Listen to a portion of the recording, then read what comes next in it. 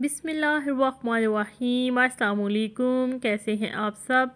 आज हम बनाएंगे कश्मीरी चाय। कश्मीरी चाय बनाने के लिए सब्ज़ कहवा चाहिए हमें, यानी पेशावरी कहवा।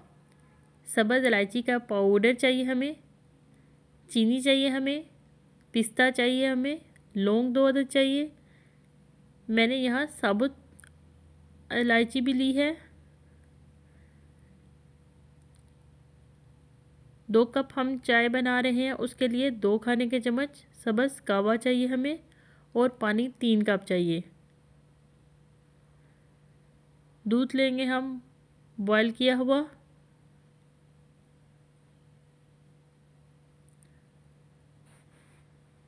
सबसे पहले देगची में पानी शामिल करेंगे 3 कप।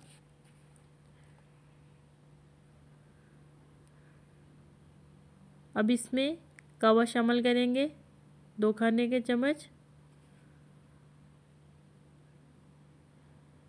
दूध बॉयल करने के लिए लौंग शामिल किए 2 अदद। इलायची शामिल की हमने 3 अदद। चीनी शामिल करेंगे। मैं यहाँ पे पीसी हुई चीनी ले रही हूँ। ये देखिए कहवा हमारा तैयार हो रहा है। इतना पकाएंगे कि आधा कप रह जाए। इसमें हम मीठा सोडा शामिल नहीं कर रहे।